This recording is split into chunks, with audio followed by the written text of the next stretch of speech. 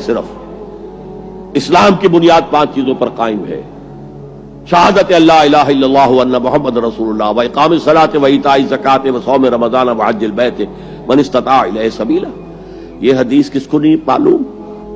متن یاد نہ ہو یہ بات دوسری ہے، کس کو نہیں معلوم 5 ارکان اسلام حضور نے بتائے ہیں؟ حالانکہ وہاں یہ ہے میں تمہیں حکم دے رہا ہوں، اور چرچا ہی نہیں ہے ہمارے یہاں۔ جس گاؤں جانا نہیں اس کا راستہ کیا پوچھنا؟ جو کام ہم نے کرنا ہی نہیں، اس کے جو لوازم ہیں ان کے تذکرے کی کیا ضرورت ہے؟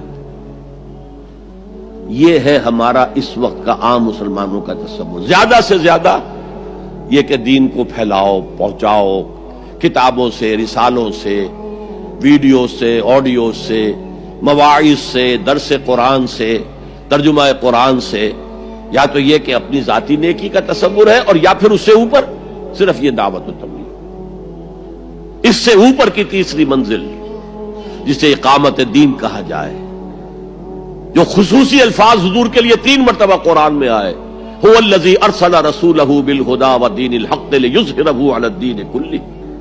کسی اور نبی کے لیے 1 دفعہ بھی نہیں آئے، حضور کے لیے 3 دفعہ آئے۔ سورہ توبہ، سورہ فتح، سورہ صف۔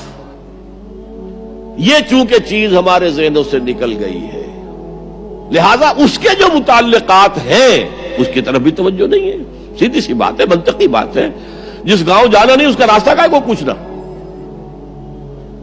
یہ 5 چیزیں ہیں لازم۔ جماعت کی شکل میں رہو، یہ بھی فرمایا علیکم بالجماع، یہ حضور کی حدیث ہے، علیکم بالجماع، لازم جماعت کی شکل میں رہو۔ اور حضرت عمر کا قول ہے، اور آپ کو معلوم ہے کہ صحابی کا قول بھی حدیث کہلاتا ہے۔ حضرت عمر فرماتے ہیں: لا اسلام الا بالجماع ولا جماع الا بالامارہ ولا امارہ الا بالاطاعہ۔ کوئی اسلام بغیر جماعت کے نہیں، کوئی جماعت بغیر عمارت کے نہیں، اور کوئی عمارت بے فائدہ ہے اگر اس کی اطاعت نہ ہو۔ تو پہلا حکم بالجماع والسمع، اور سنو۔ سننے کے لیے وابستہ رہنا ہوگا، وابستہ رہ شجر سے امید بہار رکھ۔ اب یہ نہیں ہو سکتا تھا کہ حضور پر کوئی بات آئی ہے تو آپ خود ہر ایک کے گھر جا جا کے اس کو پہنچائیں۔ آپ وابستہ رہیں اس نظم جماعت کے ساتھ، جیسے کہ درخت کا پتا جو ہے اس تک بھی جڑ سے لے کر جو غذا آ رہی ہے درخت کے پتے تک پہنچ رہی ہے۔ تو پیوستہ رہ شجر سے امید بہار رکھ، اس پیوستگی کے ساتھ، تاکہ وہ سارے احکام آپ تک خود بخود پہنچے۔ والطاعہ، اور اطاعت۔ 3 چیزیں ہو گئی: بالجماعت والسمع والطاعت والہجرت والجہاد فی سبیل اللہ۔ اور میں اس کی حقیقت پہلے بھی بیان کر چکا ہوں۔ ہجرت، اس کی بنیاد کیا ہے؟ حضور سے پوچھا گیا: ای الہجرت افضل یا رسول اللہ، اے اللہ کے رسول سب سے اعلیٰ اور سب سے افضل ہجرت کون سی ہے؟ فرمایا: ان تہجر ما کرہ ربک، ہر اس چیز کو چھوڑ دو جو تمہارے رب کو پسند نہیں ہے۔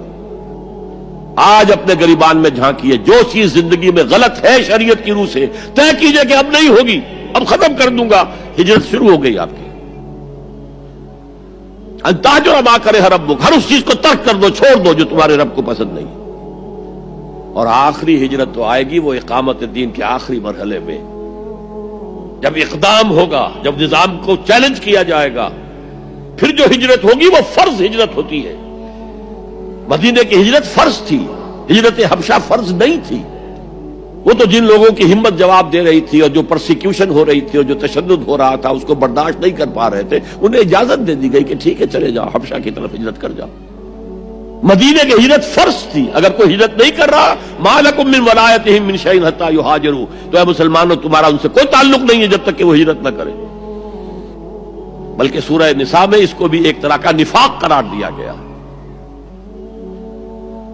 تو وہ ہجرت بڑی ہجرت ہے، گھر بار چھوڑ کر، اور مکے والے جو گئے تھے چھوڑ کر، وہ قریش کے بھیڑیوں کے رحم و کرم پر چھوڑ کر گئے تھے اپنے گھر والوں کو، اور ان کا سارا گھر کا سامان لوٹا گیا تھا، اور اس سارے سامان سے وہ کیپٹل فراہم کیا گیا تھا جس کو لے کر ابو سفیان کا قافلہ گیا تھا شام کی طرف، جس کا حضور نے پیچھا کیا تھا، لیکن وہ نکل گیا تھا۔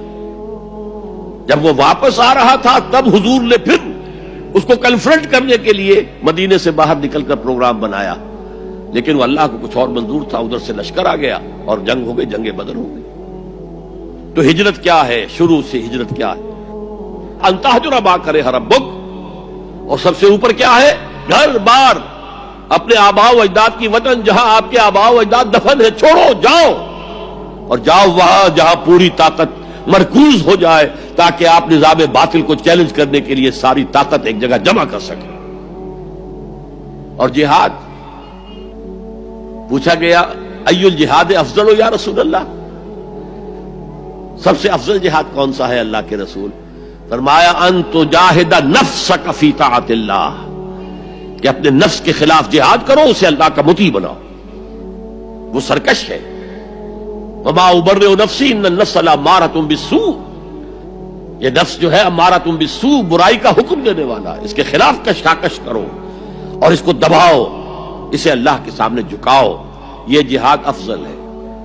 اور بلند ترین جہاد قتال فی سبیل اللہ، ان اللہ یحب الذین یقاتلون فی سبیلہ صفا کانہم بنیان مرصوص۔ یہ ہے وہ حدیث